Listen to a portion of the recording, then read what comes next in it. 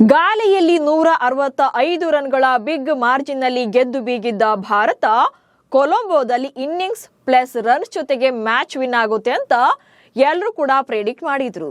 ಮೊದಲ 4 ದಿನ ಆಟ ಕೂಡ ಕಂಪ್ಲೀಟ್ ಡಾಮಿನೇಷನ್ ಮೋಡ್ನಲ್ಲೇ ಇತ್ತು. ಆದರೆ ಯಾವಾಗ 5ನೇ ದಿನದ ಆಟ ಶುರುವಾಯಿತು, ಸೀನೆ ಫುಲ್ ಉಲ್ಟಾ. 1-2 ಅಂತ ಸೆಷನ್ಸ್ ಮುಗಿತಾ ಇದ್ರು ಕೂಡ ಲಂಕನ್ನರ ವಿಕೆಟ್ಸ್ ಮಾತ್ರ ಬೀಳ್ತಾನೇ ಇಲ್ಲ. ಬಾಲ್ ಹಾಕಿ ಭಾರತದ ಬೌಲರ್ಗಳು ಅಕ್ಷರಶಃ ಸುಸ್ತಾದ್ರೂ ಹೊರತು ಲಂಕನ್ನರು ಮಾತ್ರ ಸೋಲೋಕೆ ರೆಡಿ ಇರಲಿಲ್ಲ. ಅಷ್ಟಕ್ಕೂ ಇಲ್ಲಿ ಗೆಲ್ಲೋ ಪಂದ್ಯವನ್ನ ಭಾರತವೇ ಕೈಚೆಲ್ಲಿದೆ. ಅದು ಹೇಗೆ ಅನ್ನೋದನ್ನ ಈ ವಿಡಿಯೋದಲ್ಲಿ ಹೇಳ್ತೇನೆ. ಹಾಗೆ ಪಂದ್ಯ ಕೈಜಾರೋಕೆ ಮುಖ್ಯ ಕಾರಣಗಳು ಏನು ಅನ್ನೋದನ್ನು ಕೂಡ ಎಕ್ಸ್ಪ್ಲೇನ್ ಮಾಡ್ತೇನೆ. ನಾನು ಶಾಂತ, ನೀವು ಸುದ್ದಿಯಾನದ ಸಬ್ಸ್ಕ್ರೈಬರ್ ಆಗೋದಿಕ್ಕೆ ಮರಿಬೇಡಿ. ಗಾಲೆ ಪಂದ್ಯವನ್ನಂತೂ ಸೋತ್ವಿ. ಅಟ್ಲೀಸ್ಟ್ 2ನೇ ಪಂದ್ಯದಲ್ಲಿ ಗೆಲ್ಲದೆ ಇದ್ರೂ ಪರವಾಗಿಲ್ಲ, ಸೋಲೋದಂತೂ ಬೇಡ ಅಂತ ಶಪಥ ಮಾಡಿದ್ರು. ಭಾರತದ ಬೌಲರ್ಗಳನ್ನ ಅಕ್ಷರಶಃ ಬೆವರುವಂತೆ ಮಾಡಿದ್ರು. ಇಡೀ ದಿನ ಕ್ರೀಸ್ ಕಚ್ಚಿ ನಿಂತು ಕೊನೆಗೆ ಪಂದ್ಯವನ್ನ ಡ್ರಾಗೊಳಿಸುವಲ್ಲಿ ಯಶಸ್ವಿ ಕೂಡ ಆದ್ರು. ಲಂಕಾ ಬ್ಯಾಟರ್ಗಳ ಹೋರಾಟಕ್ಕೆ ಕೊಲಂಬೋ ಟೆಸ್ಟ್ ಡ್ರಾನಲ್ಲಿ ಕೊನೆ. ಆಗಸ್ಟ್ 23ರಿಂದ ಶುರುವಾಗಿದ್ದ ಈ ಪಂದ್ಯ 5 ದಿನ ಕೂಡ ನಡೆದಿದೆ. ಫಸ್ಟ್ ಬ್ಯಾಟಿಂಗ್ ಮಾಡಿದಂತ ಭಾರತ ಮೊದಲ ಇನ್ನಿಂಗ್ಸ್ ನಲ್ಲಿ 503 ರನ್ ಗಳಿಸಿ ಡಿಕ್ಲೇರ್ ಘೋಷಣೆ ಮಾಡಿತ್ತು. ಅತ್ತ ಲಂಕಾ ತಂಡ ಮೊದಲ ಇನ್ನಿಂಗ್ಸ್ ನಲ್ಲಿ 290 ರನ್ಗಳಿಗೆ ಆಲ್ಔಟ್ ಆಗಿತ್ತು. ಸೊ 213 ರನ್ಗಳ ಲೀಡ್ ನಲ್ಲಿದ್ದಂತಹ ಭಾರತ ಫಾಲ್ ಆನ್ ಹೇರುತ್ತೆ. ಆದಷ್ಟು ಬೇಗ ಸಿಂಹಳಿಯರನ್ನ ಬೇಟೆಯಾಡಿದ್ರೆ ವಿನ್ ಆಗ್ತೀವಿ ಅನ್ನೋದು ಭಾರತದ ಪ್ಲಾನ್. ಅಷ್ಟೇ ಅಲ್ಲದೆ 4ನೇ ದಿನದಾಟದ ಅಂತ್ಯಕ್ಕೆ 229ಕ್ಕೆ 6 ವಿಕೆಟ್ ಕಳ್ಕೊಂಡಿದ್ದಂತ ಲಂಕಾ ಕೇವಲ 16 ರನ್ಗಳ ಲೀಡ್ನಲ್ಲಷ್ಟೇ ಇತ್ತು. ಅಲ್ಲಿಗೆ ಭಾರತದ ಗೆಲುವಿನ ದಾರಿ ಅಂತೂ ಕ್ಲಿಯರ್ ಇತ್ತು. ಕೊನೆಯ ದಿನ ಕೇವಲ 4 ವಿಕೆಟ್ ತೆಗೆದಿದ್ರೆ ಭಾರತ ಈ ಪಂದ್ಯವನ್ನ ಗೆದ್ದು ಬಿಡ್ತಾ ಇತ್ತು. ಆದ್ರೆ ಲಂಕಾ ಪಡೆ ಈ ಸಲ ಸೋಲೋಕೆ ರೆಡಿ ಇರಲಿಲ್ಲ. ಮೊದಲ 4 ದಿನವೂ ಕೂಡ ಭಾರತವೇ ಪ್ರಾಬಲ್ಯ ಮೆರೆದ್ರು. ಕೊನೆಯ ದಿನದಾಟದಲ್ಲಿ ಭಾರತದ ತಾಳ್ಮೆಯನ್ನ ಪರೀಕ್ಷೆ ಮಾಡಿದ್ರು. ವಿಕೆಟ್ ಬಿಟ್ಟು ಕೊಡದೆ ಸಂಜೆವರೆಗೂ ಕೂಡ ಬ್ಯಾಟಿಂಗ್ ಮಾಡಿ ಕೊನೆಗೆ ಪಂದ್ಯವನ್ನ ಡ್ರಾಗೊಳಿಸುವಲ್ಲಿ ಯಶಸ್ವಿ ಕೂಡ ಆದ್ರು. ಆಲ್ಔಟ್ ಆಗದೆ ಕೂಡ ಉಳಿದ್ರು. ಅದರಲ್ಲೂ ಸರಣಿಯುದ್ದಕ್ಕೂ ಕೂಡ ಭಾರತಕ್ಕೆ ಸಿಂಹ ಸ್ವಪ್ನವಾಗಿದ್ದೇ ಲಂಕಾ ಬ್ಯಾಟರ್ ಸೋನಲ್ ಡಿನುಶಾ. 2ನೇ ಇನ್ನಿಂಗ್ಸ್ ನಲ್ಲೂ ಕೂಡ ಕ್ರೀಸ್ ಕಚ್ಚಿ ನಿಂತು ಶತಕ ಬಾರಿಸಿದ್ರು. ಲಹಿರು ಕುಮಾರ ಹಾಗೆ ಸೋನಲ್ ಜೊತೆಗೂಡಿ ಭಾರತದ ಬೌಲರ್ಗಳನ್ನ ಗಂಟೆಗಟ್ಟಲೆ ಕಾಡಿದ್ರು.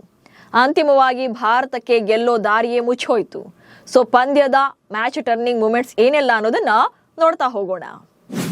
5ನೇ ದಿನದಾಟದಲ್ಲಿ ಭಾರತ ಪರ ಬೌಲಿಂಗ್ ನಲ್ಲಿ ಕಂಪ್ಲೀಟ್ ಫೇಲ್ಯೂರ್ ಕಾಣಿಸ್ತಾ ಇತ್ತು. ಈ ಪಂದ್ಯ ಭಾರತ ಡ್ರಾನಲ್ಲಿ ಈ ಪಂದ್ಯವನ್ನ ಕೊನೆಗೊಳಿಸಿಕೊಳ್ಳೋಕೆ ಕಾರಣ ಅಥವಾ ಈ ಪಂದ್ಯವನ್ನ ಗೆಲ್ಲದೆ ಇರೋಕೆ ಕಾರಣವೇ ಕೊನೆಯ ದಿನದಾಟದಲ್ಲಿ ಬೌಲಿಂಗ್ ಯೂನಿಟ್ ಕಡೆಯಿಂದ ನಿರೀಕ್ಷಿತ ಪ್ರದರ್ಶನ ಬಾರದೇ ಇದ್ದಿದ್ದು. ಹೌದು, ಸೆಕೆಂಡ್ ಇನ್ನಿಂಗ್ಸ್ ನಲ್ಲಿ ಆಲ್ರೆಡಿ ಅವರಿಗೆ ಬೌಲಿಂಗ್ ಅನ್ನ ಮಾಡಿ, so back to back bowling ಅಂದಾಗ ಭಾರತದ ಬೌಲರ್ಗಳಿಗೆ ಆಕ್ಚುಲಿ ಸುಸ್ತಾಗಿರುತ್ತೆ. ಯಾಕಂತಂದ್ರೆ ಭಾರತ ಫಸ್ಟ್ ಬ್ಯಾಟಿಂಗ್ ನಲ್ಲೇ ಬಿಗ್ ಸ್ಕೋರ್ ಅನ್ನ ಸೆಟ್ ಮಾಡಿದ್ರಿಂದ ಲಂಕಾ ಪಡೆಗೆ ಫಸ್ಟ್ ಇನ್ನಿಂಗ್ಸ್ ಜೊತೆಗೆ 2ನೇ ಇನ್ನಿಂಗ್ಸ್ ನಲ್ಲಿ ಬ್ಯಾಕ್ ಟು ಬ್ಯಾಕ್ ಭಾರತದ ಬೌಲರ್ಗಳು ಬಾಲ್ಗಳನ್ನ ಹಾಕಬೇಕಾಯ್ತು. ಸೊ ಸತತವಾಗಿ ಬೌಲಿಂಗ್ ಅನ್ನ ಮಾಡ್ತಾ ಇದ್ರಿಂದ ಅವರು ಕೂಡ ಸುಸ್ತಾಗಿದ್ದು, ಸ್ಟ್ರೆಸ್ ನಲ್ಲಿದ್ರು. ಹೀಗಾಗಿ ಬೌಲಿಂಗ್ ನಲ್ಲಿ ನಿರೀಕ್ಷಿತ ಪ್ರದರ್ಶನ ಬರಲಿಲ್ಲ. ಕೊನೆಯ ದಿನದಾಟದಲ್ಲಿ ಇದು ಎದ್ದು ಕಾಣ್ತಾ ಇತ್ತು. ಇನ್ನು 4ನೇ ದಿನದಾಟದ ಅಂತ್ಯಕ್ಕೆ 229ಕ್ಕೆ 6 ವಿಕೆಟ್ ಪಡೆದಿದ್ದಂತ ಭಾರತ 5ನೇ ದಿನ ಕೇವಲ 4 ವಿಕೆಟ್ಗಳನ್ನ ಮಾತ್ರ ತೆಗಿಬೇಕಿತ್ತು. ಸೊ ಆಲ್ರೆಡಿ ಪಂದ್ಯ 4ನೇ ದಿನಕ್ಕೆ ಭಾರತದ ಕಡೆಗೆ ಟರ್ನ್ ಇತ್ತು. ಸೊ 95% ಪ್ಲಸ್ ಭಾರತ ಈ ಪಂದ್ಯವನ್ನ ಗೆಲ್ಲುತ್ತೆ ಎನ್ನುವಂತ ಪ್ರೆಡಿಕ್ಷನ್ ಇತ್ತು. ಆದ್ರೆ ಯಾವಾಗ 5ನೇ ದಿನದಾಟ ಶುರುವಾಯಿತು, ಅದು ಕಂಪ್ಲೀಟ್ ಆಗಿ ಕೊಲ್ಯಾಪ್ಸ್ ಆಗ್ತಾ ಬಂತು. 229ಕ್ಕೆ 6 ವಿಕೆಟ್ ಅನ್ನ ತೆಗೆದಿದ್ದ ಭಾರತ ಕೊನೆಯ ದಿನದಾಟದಲ್ಲಿ ಒಟ್ಟಾರೆಯಾಗಿ 4 ವಿಕೆಟ್ಗಳನ್ನ ತೆಗೆಯೋಕೆ ಸಾಧ್ಯನೇ ಆಗ್ಲಿಲ್ಲ. ಯಾಕಂದ್ರೆ ಸೋನಲ್ ಡಿನುಶಾ ಹಾಗೆ ಕೇಶಾರ ನುವಾ ಅಂತ 7ನೇ ವಿಕೆಟ್ಗೆ ಅದ್ಭುತವಾದಂತಹ ಜೊತೆಯಾಟವನ್ನ ಆಡ್ತಾರೆ. ಸೊ 5ನೇ ದಿನದಾಟದ ಇನ್ನಿಂಗ್ಸ್ ಅನ್ನ ಶುರು ಮಾಡಿದಾಗ ಫಸ್ಟ್ ಸೆಷನ್ ನಲ್ಲೇ ಭಾರತ ಲಂಕನ್ನರನ್ನ ಆಲ್ಔಟ್ ಮಾಡುತ್ತೆ. ಜೊತೆಗೆ ಎಕ್ಸ್ಟ್ರಾ ಅಂದ್ರೆ ಒಂದು 50 ಅಥವಾ 60 ರನ್ಗಳ ಚೇಸಿಂಗ್ ಸಿಗುತ್ತೆ. ಸೊ ಅದನ್ನ ಈಸಿಯಾಗಿ ಇವರು ಬ್ಯಾಟಿಂಗ್ ಮಾಡಿ 2ನೇ ಸೆಷನ್ ಅಷ್ಟರಲ್ಲೆಲ್ಲ ಭಾರತ ಈ ಪಂದ್ಯವನ್ನ ಗೆದ್ಬಿಡುತ್ತೆ ಅನ್ನುವಂತ ಇಂಟೆನ್ಷನ್ ಇತ್ತು, ಅಥವಾ ಅದೇ ರೀತಿಯಾದಂಥ ಪ್ರೆಡಿಕ್ಷನ್ ಇತ್ತು. ಆದರೆ ಅದು ಸಾಧ್ಯವಾಗಲಿಲ್ಲ. ಅದಕ್ಕೆ ಕಾರಣ ಲಂಕಾ ಬ್ಯಾಟರ್ಗಳಾದಂಥ ಸೋನಲ್ ಡಿನುಶಾ ಹಾಗೆ ಕೇಶಾರ ನುವಾ ಅಂತ. 7ನೇ ವಿಕೆಟ್ ಅನ್ನ ಬಿಟ್ಕೊಡೋಕೆ ಇವರಿಬ್ರು ಕೂಡ ರೆಡಿ ಇರಲೇ ಇಲ್ಲ. ಅದೆಷ್ಟರ ಮಟ್ಟಿಗೆ ಅಂದ್ರೆ ಇಬ್ರು ಕೂಡಿ 242 ಎಸೆತಗಳನ್ನ ಫೇಸ್ ಮಾಡಿ ಭಾರತದ ಬೌಲರ್ಗಳನ್ನ ಸುಸ್ತು ಮಾಡ್ತಾರೆ. ಸೊ ಫಸ್ಟ್ ಸೆಷನ್ ಅಲ್ಲಿ ಒಂದೇ ಒಂದು ವಿಕೆಟ್ ಕೂಡ ಬೀಳೋಕೆ ಇವರು ಬಿಡ್ಲೇ ಇಲ್ಲ. ಒಟ್ಟಾರೆಯಾಗಿ 242 ಬಾಲ್ಗಳನ್ನು ಇವರಿಬ್ಬರು ಸೇರಿ ಫೇಸ್ ಮಾಡ್ತಾರೆ. ಸೊ ಅಲ್ಲಿಗೆ ಹತ್ತಿರ 40.2 ಓವರ್ಗಳಲ್ಲಿ ಇವರು ಭಾರತದ ಬೌಲರ್ಗಳ ಬೆವರಿಳಿಸ್ತಾರೆ. ಇನ್ನು ಮೊದಲ ಸೆಷನ್ ಅಲ್ಲಿ 1 ವಿಕೆಟ್ ಬಿಟ್ಕೊಡದೆ ಕಾಡ್ತಾರೆ. ಸೊ ಅಲ್ಲಿಗೆ ಆಲ್ರೆಡಿ ಪ್ರೆಷರ್ ಕ್ರಿಯೇಟ್ ಆಗ್ತಾ ಹೋಯ್ತು. ಸೊ ಮೊದಲ ಸೆಷನ್ ಅಲ್ಲೇ ಇಲ್ಲಿ ಪಂದ್ಯದ ಕಂಪ್ಲೀಟ್ ಚಿತ್ರಣ ಬದಲಾಗ್ತಾ ಹೋಯ್ತು. ಭಾರತ ಗೆಲ್ಲುತ್ತೆ ಅನ್ಕೊಂಡಿದ್ದವರು ಆ ಮ್ಯಾಚ್ ನ ಪ್ರಿಡಿಕ್ಷನ್ ಕಂಪ್ಲೀಟ್ ಆಗಿ ಲಂಕಾ ಕಡೆ ಟರ್ನ್ ಆಗುತ್ತೆ. ಇನ್ನು ಲಂಚ್ ಬ್ರೇಕ್ ಬಳಿಕ ವಿಕೆಟ್ ಬೀಳುತ್ತೆ. ಸೊ ಇಲ್ಲಿ ಇಡೀ ದಿನ ಫಸ್ಟ್ ಸೆಷನ್ ಅಲ್ಲಿ ವಿಕೆಟ್ ಬೀಳದೇ ಇದ್ರು ಕೂಡ ಲಂಚ್ ಬ್ರೇಕ್ ಆದಾಗ ಆರಂಭದಲ್ಲಿ ವಿಕೆಟ್ ಬೀಳುತ್ತೆ. 150 ಬಾಲ್ಗಳನ್ನ ಫೇಸ್ ಮಾಡಿ 46 ರನ್ ಗಳಿಸಿದಂತ ನುವಾಂತ ಮಾನವ್ ಸುತಾರಾಗೆ ವಿಕೆಟ್ ಒಪ್ಪಿಸ್ತಾರೆ. ಸೊ ಅಲ್ಲಿಗೆ ಅವರಿಬ್ಬರ ಪಾರ್ಟ್ನರ್ಶಿಪ್ ಬ್ರೇಕ್ ಆಗುತ್ತೆ. ಆನಂತರದಲ್ಲಿ 8ನೇ ವಿಕೆಟ್ಗೆ ಜೊತೆಯಾದಂಥ ಪ್ರಭಾತ್ ಜಯಸೂರ್ಯ ಸ್ವಲ್ಪ ಫೈಟ್ ಕೊಟ್ಟರು ಕೂಡ 28 ಬಾಲ್ಗಳನ್ನ ಫೇಸ್ ಮಾಡ್ತಾರೆ, ಬಟ್ ಔಟ್ ಆಗ್ತಾರೆ. ಆದರೆ 9ನೇ ವಿಕೆಟ್ಗೆ ಮತ್ತೆ ಭಾರತಕ್ಕೆ ಟಾಸ್ಕ್ ಶುರುವಾಗುತ್ತೆ. 9ನೇ ವಿಕೆಟ್ ತೆಗೆಯೋಕೆ ಮತ್ತೆ ಭಾರತ ಹೆಣಗಾಡ್ಬೇಕಾಯ್ತು. ಯಾಕಂತಂದ್ರೆ ಸೋನಲ್ ಹಾಗೆ ಲಹಿರು ಕುಮಾರ ನಡುವೆ ಈ ಸಲ ಇವರಿಬ್ರು ಕೂಡ ಕ್ರೀಸ್ ಕಚ್ಚಿ ನಿಲ್ತಾರೆ. ಒಟ್ಟು 169 ಬಾಲ್ಗಳನ್ನ ಫೇಸ್ ಮಾಡ್ತಾರೆ ಇವರಿಬ್ರು, ಸೋನಲ್ ಹಾಗೆ ಲಹಿರು ಕುಮಾರ. 90 ಎಸೆತಗಳಲ್ಲಿ 12 ರನ್ ಗಳಿಸಿ ಲಹಿರು ವಿಕೆಟ್ ಅನ್ನು ಒಪ್ಪಿಸ್ತಾರೆ.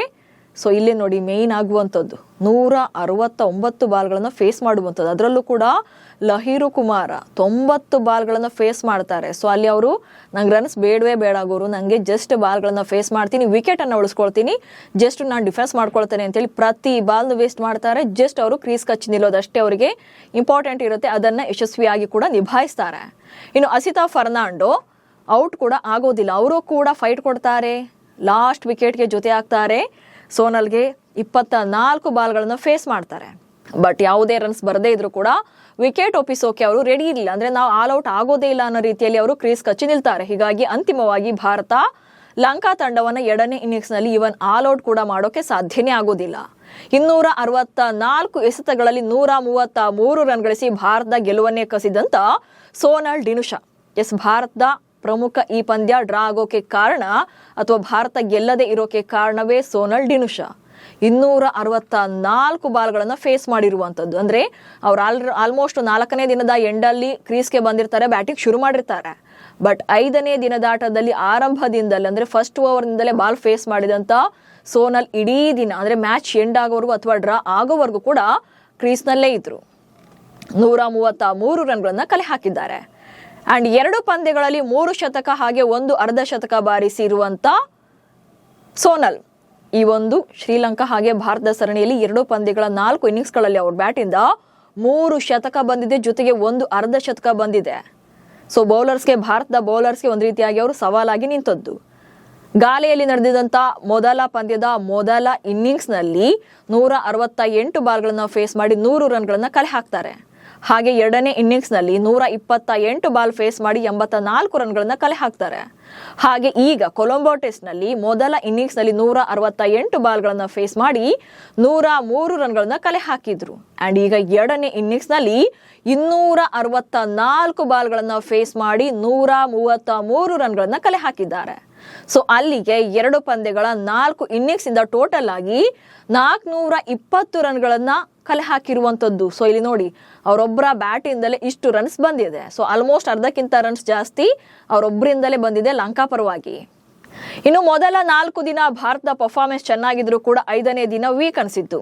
ಎಸ್, ಇಲ್ಲಿ ಮೊದಲ 4 ದಿನ ಭಾರತ ಪರ್ಫಾರ್ಮೆನ್ಸ್ ಚೆನ್ನಾಗಿತ್ತು, ಬ್ಯಾಟಿಂಗ್ ಇರಲಿ ಅಥವಾ ಬೌಲಿಂಗ್ ಇರಲಿ.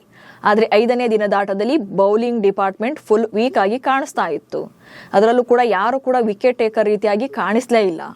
ಇಡೀ ದಿನ ಬೌಲಿಂಗ್ ಮಾಡಿದ್ರು ಕೂಡ ಸಿಕ್ಕಿದ್ದೇ 3 ವಿಕೆಟ್. ಸೊ ಇಲ್ಲಿ 4 ವಿಕೆಟ್ ಅಷ್ಟೇ ಬೇಕಿತ್ತು ಭಾರತ ಗೆಲುವಿಗೆ. ಬಟ್ ಇಡೀ ದಿನ ಅವರು ಬೌಲಿಂಗ್ ಮಾಡಿದ್ರು ಕೂಡ 3 ವಿಕೆಟ್ಗಳನ್ನ ಮಾತ್ರ ತೆಗೆಯೋಕೆ ಸಾಧ್ಯವಾಗಿತ್ತು. ಕೊನೆಯ ವಿಕೆಟ್ ಸಿಗ್ಲೇ ಇಲ್ಲ, ಆಲ್ ಔಟ್ ಮಾಡೋಕ್ಕೂ ಕೂಡ ಸಾಧ್ಯ ಆಗ್ಲೇ ಇಲ್ಲ. ಸೊ ಫೈನಲ್ ಆಗಿ ಟೋಟಲ್ ಆಗಿ ಹೇಳ್ಬೇಕು ಅಂದ್ರೆ ಇಲ್ಲಿ ಭಾರತದ ಬೌಲಿಂಗ್ ಕಳಪೆ ಪ್ರದರ್ಶನದಿಂದಲೇ ಪಂದ್ಯ ಡ್ರಾ ಆಗೋಕೆ ಸಾಧ್ಯವಾಗಿತ್ತು. ಹೀಗೆ ಶ್ರೀಲಂಕಾ ಬ್ಯಾಟಿಂಗ್ ಪೇಷನ್ಸ್ ಮುಂದೆ ಭಾರತದ ಬೌಲಿಂಗ್ ಸರೆಂಡರ್ ಆಗಲೇಬೇಕಾಯಿತು. ಅಂತಿಮವಾಗಿ 5ನೇ ದಿನದಾಟದ ಕೊನೆಯ ಸೆಷನ್ ಕೊನೆ ಹಂತದಲ್ಲಿ ಲಂಕಾ ಪಡೆ 9 ವಿಕೆಟ್ ನಷ್ಟಕ್ಕೆ 429 ರನ್ಗಳನ್ನ ಕಲೆ ಹಾಕಿದ್ರು. ಅಂತಿಮವಾಗಿ ಈ ಪಂದ್ಯ ಡ್ರಾನಲ್ಲಿ ಕೊನೆಯಾಯಿತು. ಈ ಪಂದ್ಯದ ಮೂಲಕ ಭಾರತ ಪಾಠ ಕಲಿಯಬೇಕಿದೆ. ಬೌಲಿಂಗ್ ಸ್ಟ್ರಾಂಗ್ ಆಗಬೇಕು ಇನ್ನೂ ಕೂಡ ಮುಂದಿನ ಪಂದ್ಯಗಳಲ್ಲಿ. ಫೀಲ್ಡಿಂಗ್ ಅಂತೂ ಇನ್ನೂ ಕೂಡ ಶಾರ್ಪ್ ಆಗಲೇಬೇಕು. ಅಟ್ ದಿ ಸೇಮ್ ಟೈಮ್ ಸ್ಟಾರ್ಟಿಂಗ್ನಲ್ಲಿ ಲೀಡ್ ಸಿಕ್ಕಾಗ ಗೆದ್ದೇ ಬಿಡ್ತೀವಿ ಅನ್ನುವಂಥ ಭ್ರಮೆಯನ್ನ ಬಿಡಬೇಕು. ಸೊ ಅಂತಿಮವಾಗಿ ನಿಮ್ಮ ಪ್ರಕಾರ ಪಂದ್ಯ ಡ್ರಾ ಆಗೋಕೆ ಮುಖ್ಯ ಕಾರಣ ಏನಾಯ್ತು, ಭಾರತ ಎಲ್ಲಿ ಎಡವಿತ್ತು ಅನ್ನೋದನ್ನ ಕಮೆಂಟ್ಸ್ ಮೂಲಕ ತಿಳಿಸಿ. ಹಾಗೆ ಸುದ್ದಿಯನ್ನು ಫಾಲೋ ಮಾಡಿ. ನಮಸ್ಕಾರ.